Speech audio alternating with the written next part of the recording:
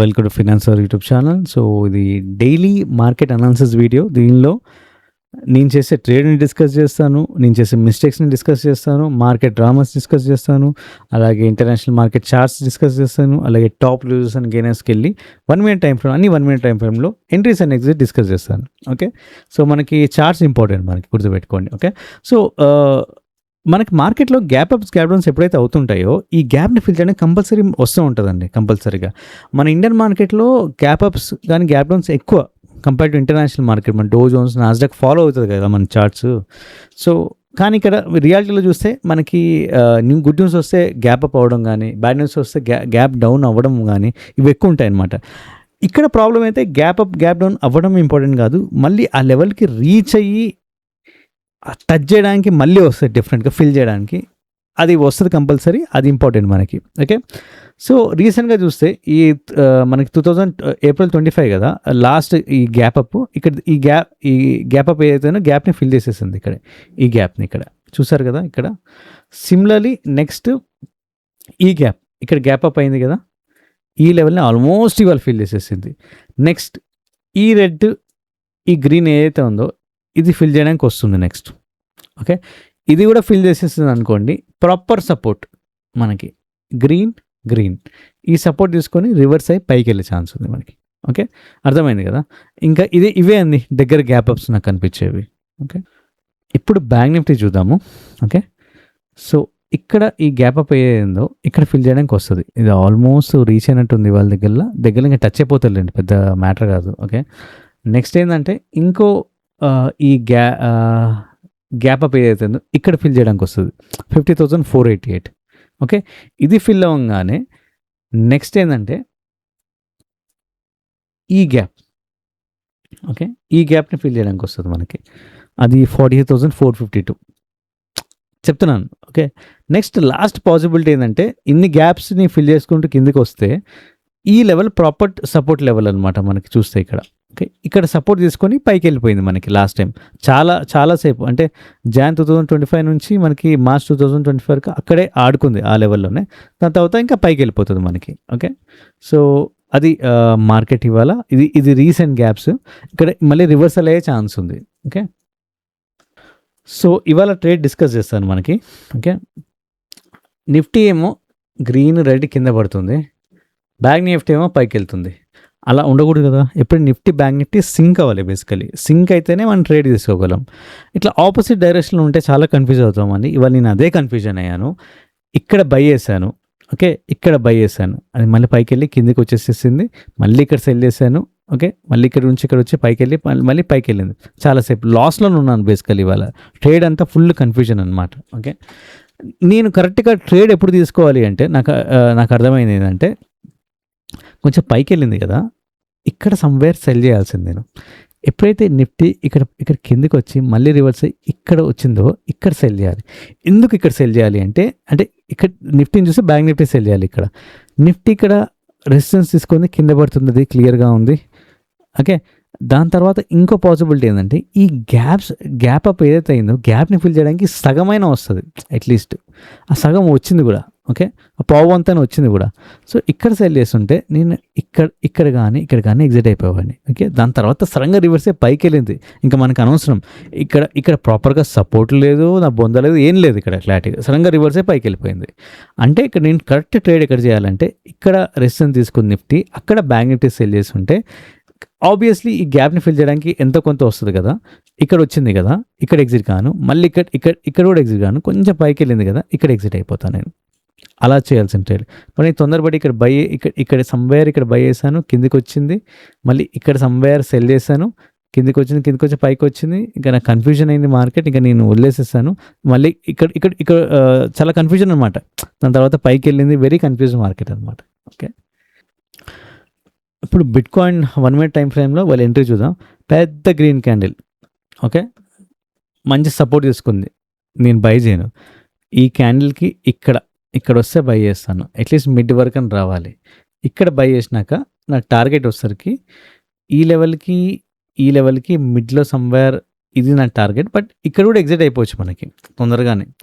ఇక్కడ ఎగ్జిట్ అవ్వచ్చు, ఇక్కడ కానీ. ఓకే, ఈ లెవెల్ వరకు రీచ్ అవుతున్న గ్యారంటీ లేదు మనకి. ఓకే. చూసారా అంతా సైడ్ వే ఉంది మార్కెట్ మనకి. మోస్ట్‌లీ కిందకొచ్చే ఛాన్స్ ఉంది మనకి. ఇక్కడ చూసారా? ఈ పెద్ద క్యాండిల్ హాఫ్ అన్ ఫిల్ చేయాలి. అక్కడే బై చేయాలి. మళ్ళీ ఇక్కడికొచ్చి మళ్ళీ పైకెళ్ళింది మనకి. అంటే మనకంత టైం లేదు కదా! పేషెన్స్ ఇక్కడ వెయిట్ చేసేంత టైం లేదు మనకి. సో, అందుకే ఇక్కడ బై చేస్తాం. ఇక్కడ పైకి 2 హైయర్ లోస్ ఎళ్ళిపోయినాయి. ఇక్కడ గాని, ఇక్కడ గాని ఎగ్జిట్ అయిపోవచ్చు మనకి. అంతే సింపుల్. So, crude oil. ఈ crude oil international crude oil chart, Indian crude oil chart కాదు. ఇక్కడ గ్రీన్ క్యాండిల్స్ పడ్డాయి కదా! ఇక్కడ బై చేస్తా బేసికల్లీ. ఇక్కడ బై చేసినాక మన టార్గెట్ వచ్చేసరికి గ్రీన్ చూసారా హిట్ అయిపోయింది. అట్‌లీస్ట్ ఇక్కడ బై చేసినాక మిడ్ వరకు ఒక 90 వరకు పెట్టుకొని ఎగ్జిట్ అయిపోవచ్చు మనకి. ఇంక దాని తర్వాత పైకెళ్ళిందా, కింద పడ్డదా మనకి మార్కెట్ అనవసరం ఇంకా. Okay. So, that's how we need to trade అనమాట. అండ్ గోల్డ్ చార్ట్ చూద్దాం. So, gold chart gap down అయింది. 2 రెడ్ క్యాండిల్స్ కింద ఒక పవర్‌ఫుల్ రెడ్ లెవెల్ ఉంది. నేనేం చేస్తానంటే ఇక్కడ సెల్ చేస్తా. ఇక్కడ సెల్ చేసినాక ఈ రెడ్ టచ్ అయింది కదా! ఇక్కడ ఎగ్జిట్ ఇంక అంతే. ఇంకో ట్రేడ్ చేయాలి అంటే మనకి ఈ ఏదైతే ఉందో ఇక్కడ ఈ లెవెల్ రెడ్ లెవెల్ ఒక 2 గ్రీన్ క్యాండిల్స్ పడ్డాక బై చేయొచ్చు. ఇక్కడ బై చేసినాక పైకి ఎంతవరకు వెళ్ళింది చూసారు కదా! మన టార్గెట్ బ్లూ పెట్టుకోవచ్చు ఆర్ అట్‌లీస్ట్ మిడ్ వరకైనా పెట్టుకోవచ్చు మనకి. ఓకే. సో, ఇప్పుడు NSC top gainers and losers వెబ్‌సైట్‌కొచ్చాను. గెయినర్స్‌లో కొన్ని స్టాక్ తీసుకొని చూద్దాం ఎలా పెర్ఫార్మ్ చేసినాయి. ఎంట్రీ అండ్ ఎగ్జిట్ చూద్దాం. ఫస్ట్ ఇండిగో, ఎల్&టి, బజాజ్ ఫైనాన్స్ ఒక్కొక్క స్టాక్ తీసుకుంటూ వద్దాం. So, InterGlobe aviation stock. Okay. ఇక్కడ చూసారా మార్కెట్ ఒక డ్రామా క్రియేట్ చేసింది. ఫస్ట్ ఒక 2 రెడ్ క్యాండిల్స్ ఏసింది. బేసికల్లీ ఎవరైనా సెల్ చేయాల్సిందే ఈ ట్రాప్ చూసి. ఇక్కడ సెల్ చేస్తే ఈ గ్యాప్ అప్ ఏదైతే అయిందో గ్యాప్‌ని ఫిల్ చేయడానికి రావాలి. అట్‌లీస్ట్ మధ్యలో వరకైనా రావాలి. ఓకే. దాని తర్వాత మార్కెట్ రాలేదు. రివర్స్ అయ్యి పైకెళ్ళిపోయింది. ఓకే. టాప్ గెయినర్స్‌లో ఎలా వచ్చింది చూసారా? మనకేమో గెయినర్‌లో ఉంది కాబట్టి పైకెళ్తదేమో అని బై చేస్తామేమో మార్నింగ్. కానీ అట్లా కాదు. 2 రెడ్ క్యాండిల్స్ పడ్డాయి. సెల్ చేస్తాం. సడెన్‌గా రివర్స్ అయ్యి పైకెళ్ళిపోయింది. మళ్ళీ పైకెళ్ళిపోయింది. ఇక్కడ బ్రేక్‌ఔట్ ఇచ్చింది. లాస్ అనమాట. ఓకే. ఇట్లాంటి స్టాక్స్‌లో ట్రేడ్ చేయడం కష్టమే. బట్ ఒకవేళ ట్రేడ్ చేయాలి, సెకండ్ ట్రేడ్ అంటే 2 సెల్ చేస్తాం. మళ్ళీ ఇక్కడ వరకు వచ్చింది కదా! ఇక్కడ సమ్‌వేర్ బై చేస్తాం. ఫస్ట్ లాసెస్‌లో ఉంటాం. పొజిషన్ రివర్స్ ఇక్కడ బై చేస్తాం. ఇక్కడ బై చేసినాక కింద ఇక్కడ వరకు వచ్చింది కదా! ఇక్కడ వరకు ఈ బ్రేక్‌ఔట్ అవ్వనంత వరకు వెయిట్ చేస్తాం. ట్రేడ్‌లో ఉంటాం మనం. గుర్తుపెట్టుకోండి. లాస్‌లో కనిపిస్తూ ఉంటది. మళ్ళీ ఇంకో లాస్. సడెన్‌గా బూమ్ పైకెళ్ళిపోయింది చూసారా? ఇక్కడ మనం ఇక్కడ ఎగ్జిట్ అయిపోవచ్చు. ఇక్కడ ఎగ్జిట్ అయిపోవచ్చు. మన ప్రాఫిట్ చూసుకొని ఎగ్జిట్ అయిపోవచ్చు మనకి. సో, లార్సెన్ అండ్ టొబ్రో స్టాక్ చూద్దాం ఇది. ఒక 2 రెడ్ క్యాండిల్స్ పడ్డాయి. రెడ్ క్యాండిల్స్ పడ్డాక ఒక బ్లూ లెవెల్ ఏదైతే ఉందో ఇక్కడ సపోర్ట్ తీసుకుంటది. ఇది ఇప్పుడు గ్రీన్ లెవెల్ ఉంది. బ్లూ లెవెల్ లేదు అంటే నేను సెల్ చేసేవాడిని. కానీ ఇక్కడ బ్లూ లెవెల్ కూడా ఉంది. ఒకటి ఇది స్ట్రాంగ్ లెవెల్. ఈ బ్లూ లెవెల్ అనేది ఇంకా స్ట్రాంగ్ లెవెల్ అనమాట. ఓకే. సో, ఈ లెవెల్ సపోర్ట్ తీసుకొని పైకెళ్తది. ఓకే. నేనేం చేస్తా అంటే ఇక్కడ సమ్‌వేర్ బై చేస్తా నేను. బై చేసినాక నేను అంటే ఫస్ట్ ఒక 2, 3 గ్రీన్ క్యాండిల్స్ ఇక్కడ కనిపియాలి ఇట్లా నాకు. ఆ హోప్ రావాలి. అప్పుడే బై చేస్తా. ఇక్కడ బై చేసినాక నా టార్గెట్ ఈ ఫస్ట్ క్యాండిల్ ఏదైతే ఉందో ఇక్కడ వచ్చినాక ఎగ్జిట్ అయిపోతా. అంతే సింపుల్ ట్రేడ్. ఇప్పుడు లూజర్స్‌లో ఒక 2 స్టాక్ తీసుకుందాం. Coal India, power grid.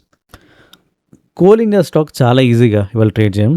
లూజర్స్‌లో ఒక స్టాక్ కాబట్టి 2 గ్రీన్ క్యాండిల్స్ పడ్డాయి కాబట్టి సెల్ చేస్తే మనకి టార్గెట్ నెక్స్ట్ ఏవైతే ఉన్నాయో ఫటాఫట హిట్ చేసుకుంటూ వెళ్ళిపోయినాయి.